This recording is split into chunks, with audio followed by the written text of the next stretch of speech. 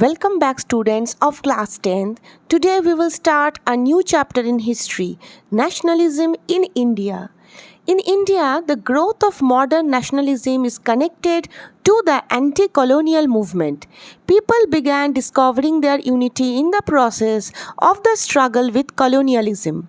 The Congress, under the leadership of Mahatma Gandhi, tried to unite each class and group together within one movement.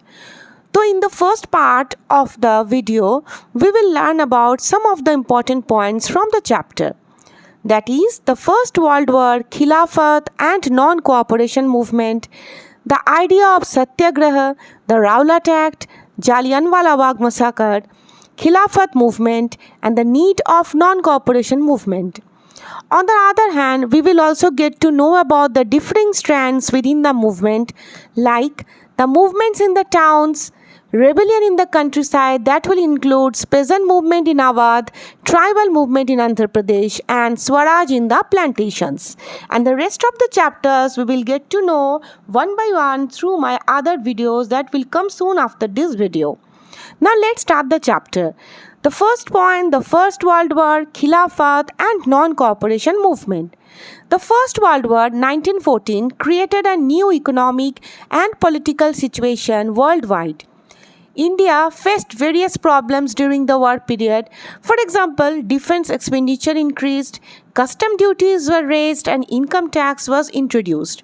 Prices of food grains were increased and doubled between 1913 and 1918.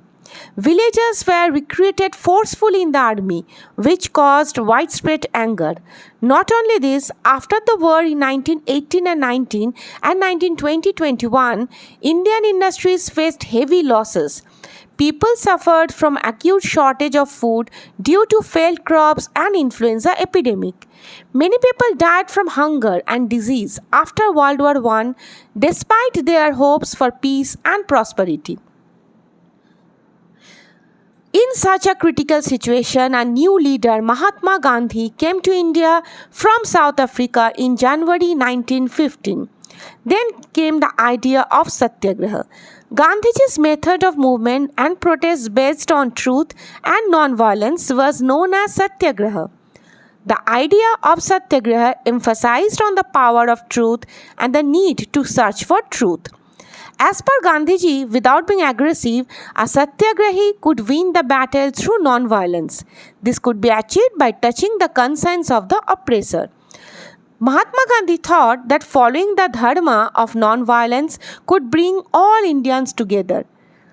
So in 1917, Gandhiji travelled to Champaran in Bihar to inspire the peasants to struggle against oppressive plantation system, against the colonial system.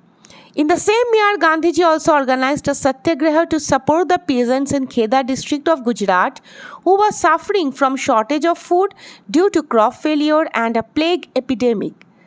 The farmers in Kheda were unable to pay the tax payment and were requesting a reduction in the revenue collection. In 1918, Gandhiji went to Ahmedabad to organize the Satyagraha movement amongst cotton mill workers. So students, beware of these three places where Gandhiji first started the Satyagraha movement. Identify the places and this will be helpful for your map pointing in chapter 2. Next comes the Rowlatt Act. Now the Rowlatt Act was passed through the Imperial Legislative Council in 1919, but Indian members opposed the act. This act provided the government with significant authority to control and limit political actions, and the political prisoners could be detained in prison for 2 years without any trial. On 6th April 1919, Gandhiji launched a nationwide Satyagraha with a hartal against this act. Rallies were organized in various cities, workers went on strike in railway workshop and shops were closed down. British government decided to take actions against nationalists because they were concerned about the popular uprising and feared that communication channels like telegraph and railway would be interrupted. Mahatma Gandhi was not allowed to enter Delhi and local leaders were picked up from Amritsar. On 10th April 1919, the police in Amritsar opened fire on peaceful processions. Martial law was imposed in Amritsar and the command of the area was given to General Dyer. Now, what was martial law? Martial law was the law of military government. When martial law is imposed, ordinary laws were suspended. Now came the day. In the history, on 13th April 1919, a large crowd gathered in the enclosed ground of Jallianwala Bagh in Amritsar, Punjab. Some people gathered there to protest against government's repressive measures, while some came to attend the annual Baisakhi fair. Many of them unaware of the martial law that was imposed. General Dyer blocked the exit points of the ground and gave ordered to attack the open fire on the crowd. Many people were killed in the incident. As the news spread, strikes, clashes, and the police and the attacks on government buildings started in many North Indian towns. The government responded with force to end the movement by humiliating people. Satyagrahis were forced to rub their nose on the ground.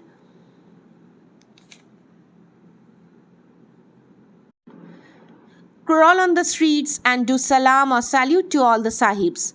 Rabindranath Tagore returned his title knighthood during this incident. Mahatma Gandhi called off the Satyagraha movement when he saw a spread of violence instead of non-violence. Now, Khilafat movement. The First World War had ended with the defeat of Ottoman Empire. After the First World War, rumors were spread that a peace treaty was going to be imposed on Khalifa, who is the spiritual head of the Islamic world of Ottoman Empire. Gandhiji believed that by the Khilafat issue he could unite the Hindu and Muslims to launch a wide movement in India. A Khilafat committee was formed in Bombay under the leadership of Maulana Azad, Hakim Azmal Khan and Hasrat Mohani. Muslim leaders like the brothers Muhammad Ali, Shaukat Ali began discussing with Gandhiji about a united mass action on the Khilafat issue. Gandhiji saw this as an opportunity of uniting the Hindus and the Muslims. The Congress passed the resolution in its Calcutta session in September 1920 to start a non-cooperation movement in support of Khilafat as well as for Swaraj. Now, what is the need for the non-cooperation movement? Gandhiji, in his famous book Hind Swaraj, declared that British rule was established in India and the cooperation of Indians. If Indians refused to cooperate, British rule in India would collapse within a year and Swaraj would come. Mahatma Gandhi proposed the following stages for the implementation of the non-cooperation movement as a movement.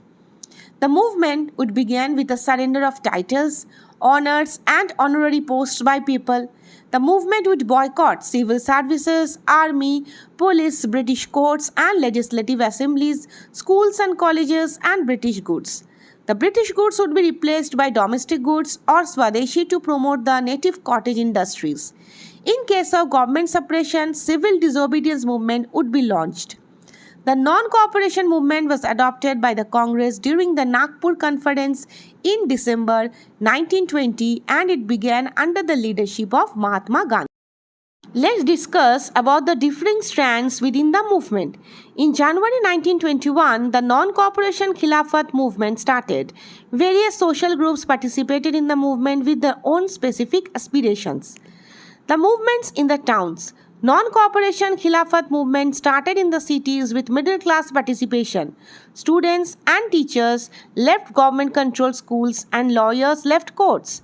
Foreign goods were boycotted. Merchants and traders refused to trade in foreign goods or finance foreign trade. As a result, the production of Indian textile mills and handlooms increased.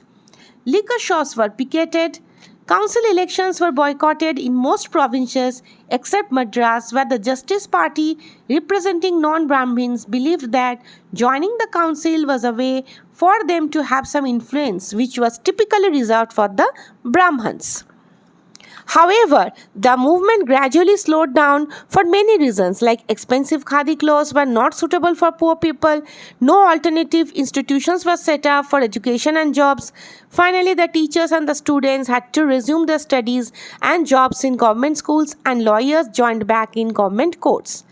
Now, rebellion in the countryside. From cities, the non-cooperation movement spread to the countryside, like the peasant movement in Awadh. In Awadh, the peasant movement developed under the leadership of Baba Ramchandra, a sannyasi who had earlier been a Fiji as an indentured laborer. Now, what is an indentured laborer? It refers to bonded labor where people agree to work to pay off for the debt. Protest was against talukdars and landlords who asked peasants for high rents and additional fees. Peasants were also forced to do beggar and work on landlords' farms without pay. As tenants, they didn't have rights to the land and were often evicted, preventing them from gaining any ownership rights. Now, what is beggar? Beggar refers to the labor that villagers were forced to contribute without any payment. This peasant movement demanded the reduction of revenue, abolition of beggar, and social boycott of oppressive landlords. In many places, Nai Dhobi Bandhs were organized by the panchayats to deny services to all the landlords. In October 1920, the Audh Kisan Sabha was set up. It was headed by Jawaharlal Nehru, Baba Ramchandra, and a few others. Within a month, over 300 branches of this Sabha had been set up in the village around the region. As the peasant movement spread, the houses of talukdars and merchants were attacked, bazaars were looted, and grain hoards were taken over. Tribal movement in Andhra Pradesh. Tribal peasants interpreted the message of Mahatma Gandhi and the idea of Swaraj. In the Gudem hills of Andhra Pradesh, a militant guerrilla movement spread in the early 1920s under the leadership of Alluri Sitaram Raju. Now, what is guerrilla warfare? It refers to some irregular military actions carried out by small, usually independent forces. In these hills, the colonial government had closed large areas, preventing people from entering for grazing and collecting resources. This angered the hill people, affecting their livelihoods and traditional rights. When the government forced them to contribute unpaid labor for road building, the hill people revolted. Raju convinced people to wear khadi and give up drinking according to Gandhian ideas. The Gudem rebels attacked police stations, attempted to kill British officials, and carried on guerrilla warfare for achieving Swaraj. Raju was captured and executed in 1924, and gradually he became a folk hero. Now, the last point for discussion today is the Swaraj in the plantations.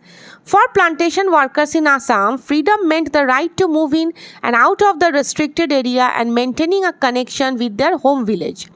According to Inland Emigration Act of 1859, plantation workers were not permitted to leave the tea gardens without permission. When the news of the non-cooperation movement spread to the plantation, they left their jobs and headed towards their home. The plantation workers believed that in Gandhi Raj, everyone would be given land in their own village. However, they were caught by the police and brutally beaten up. Now, in the next video, we will discuss about the other points from this chapter. Till then, like, subscribe, and keep watching, keep learning. Thank you all.